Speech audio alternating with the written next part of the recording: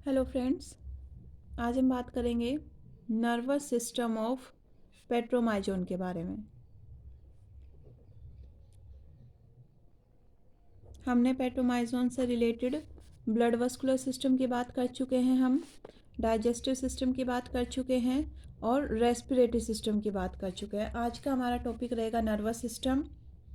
तो शुरुआत करते हैं नर्वस सिस्टम की। नर्वस सिस्टम के अंदर मेनली जो फर्स्ट पार्ट है वो है ब्रेन।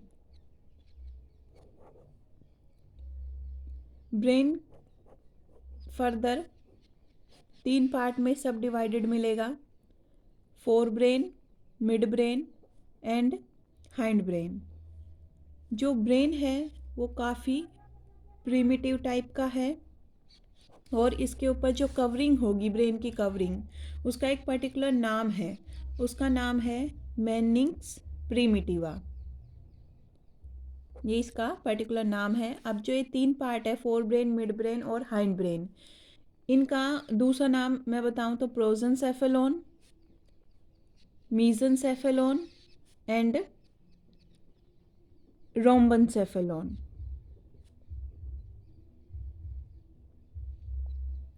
अब एक एक करके इन तीनों पार्ट के बारे में बात करेंगे। सबसे पहले मैं बात करती हूँ फोर ब्रेन की, प्रोजेंसेफेलोन की। ये ब्रेन का एंटीरियर मोस्ट पार्ट है और ये फर्दर डिवाइडेड है 3 पार्ट्स में। इसका फर्स्ट पार्ट है ओल्फैक्टरी लोब्स, दूसरा पार्ट है सेरिब्रल हेमिस्फीयर और इसका तीसरा पार्ट है डायनसेफेलॉन। अब थोड़ा थोड़ा इनके बारे में भी बात कर लेते हैं। ओल्फैक्टरी लोब की अगर मैं बात करूं तो ओल्फैक्टरी लोब हैं वो एक पेयर में प्रेजेंट मिलेंगी। लार्ज स्ट्रक्चर है इसका। फिर सेरिब्रल हेमिस्फीयर की बात करूं तो जो सेरिब्रल हेमिस्फीयर हैं वो भी पेयर में मिलेंगे। इसके साथ में ये स्मॉल लोब्स की फॉर्म में प्रेजेंट हैं और स्मूथ स्ट्रक्चर है इनका।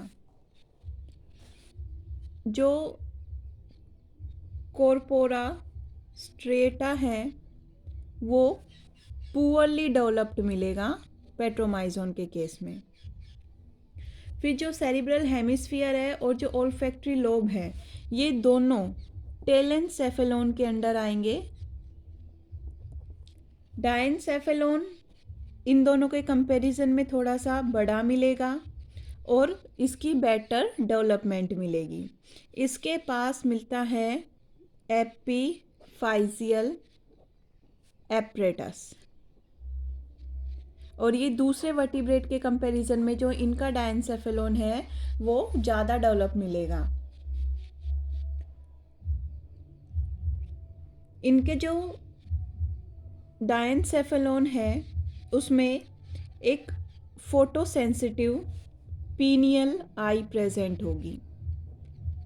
हाइपोथैलेमस काफ़ी वेल डेवलप्ड मिलेगा। प्रोमिनेंट इनफंडिबुलम मिलेगा डायनसेफेलोन के अंदर और जो वेंट्रिकल रीजन प्रेजेंट होगा वो होता है डायोसिल या फिर थर्ड वेंट्रिकल। सेरिब्रल हेमिस्फीयर के अंदर सेकंड वेंट्रिकल प्रेजेंट होता है या फिर हम बोल दे लेटरल वेंट्रिकल, और थर्ड वेंट्रिकल प्रेजेंट होता है डायोसिल नाम का, वो डायनसेफेलोन के अंदर। तो ये 3 पार्ट थे फोर ब्रेन के। फिर हम बात करते हैं मिड ब्रेन की या फिर मीजेंसेफेलोन की। ये 2 ऑप्टिक लोब से रिप्रेजेंट किया जाएगा, मतलब कि इसके अंदर सिर्फ 2 ऑप्टिक लोब्स ही प्रेजेंट होंगी और इन ऑप्टिक लोब्स के बीच में एक मेम्ब्रेनस कोरेकोइड प्लक्स प्रेजेंट है। मेम्ब्रेनस कोरेकोइड प्लक्स प्रेजेंट है जो कि फोर्थ वेंट्रिकल है मेडुला ओब्लंगेटा का। मेडुला ओब्लंगेटा का जो फोर्थ वेंट्रिकल है ये प्लक्स उसके साथ फ्यूज़ करता है। ठीक है, इतनी बात समझ आई कि फोर्थ वेंट्रिकल मेडुला ऑब्लंगेटा के ऊपर एक प्लक्स होगा, उस प्लक्स के साथ ये मिड ब्रेन का जो कोरेकोइड प्लक्स है वो फ्यूज़ करेगा। और ये कहाँ पर, जो ये कोरेकोइड प्लक्स है ये कैसा है, मेम्ब्रेनस स्ट्रक्चर है। कहाँ प्रेजेंट होगा, मिड ब्रेन की जो दो ऑप्टिक लोब्स हैं उनके बीचों बीच प्रेजेंट होगा। फिर हम बात करते हैं, ये तो बात हुई मिड ब्रेन की, फिर हम बात करते हैं हाइंड ब्रेन की। हाइंड ब्रेन का दूसरा नाम क्या है, रोम्बनसेफेलोन। तो हाइंड ब्रेन के अंदर मेनली दो पार्ट आते हैं, सेरिबेलम और दूसरा आता है इसके अंदर medulla oblongata. Cerebellum indistinct form में प्रेजेंट होगा और ये एक transverse band of nerve fibre की फॉर्म में प्रेजेंट होता है। किसकी फॉर्म में प्रेजेंट है ये, transverse band of nerve fibre, इसकी फॉर्म में ये प्रेजेंट मिलेगा सेरिबेलम। मेडुला ऑब्लंगेटा लार्जर है, लार्जर स्ट्रक्चर है, वेल डेवलप्ड पार्ट है ब्रेन का। इसके पास बड़े से जाइंट न्यूरॉन्स मिलते हैं जिनका एक पर्टिकुलर नाम दिया गया है मेंथनर्स सेल। और मेडुला ऑब्लंगेटा के पास अभी अभी मैंने बताया कि फोर्थ वेंट्रिकल प्रेजेंट है। अब फंक्शन क्या होंगे, जैसे कि भाई प्रोजेंसेफेलोन है, फंक्शन की अगर हम बात करें तो जैसा इनके पास स्ट्रक्चर है वैसा इनका फंक्शन होगा। जैसे प्रोजेंसेफेलोन है, जो फोर ब्रेन है वो मेनली सेंस ऑफ स्मेल और लाइट सेंसेशन से, लाइट सेंसेशन कहाँ से आया था, डायनसेफेलोन से, उससे कंसर्न है। फिर जो मिड ब्रेन है, मीजेंसेफेलोन है, उसके अंदर साइट से रिलेटेड है ये। और जो लास्ट पार्ट था हाइंड ब्रेन था वो मेनली उस टेस्ट बर्ड से रिलेटेड है और बैलेंसिंग से, और जो लेटरल लाइन सिस्टम है बॉडी का उससे कनेक्टेड है। अगर इसका थोड़ा सा मैं स्ट्रक्चर बनाऊं, डोर्सल व्यू में अगर हम ब्रेन को देखें तो इस तरीके से ऐसे दो लोब मिलती हैं जिन्हें हम बोलते हैं ओल्फैक्टरी बल्ब।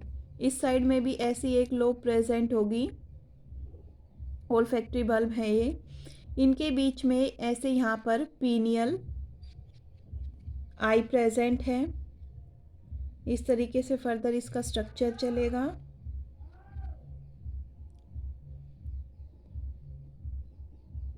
ईटर प्रेजेंट है ये,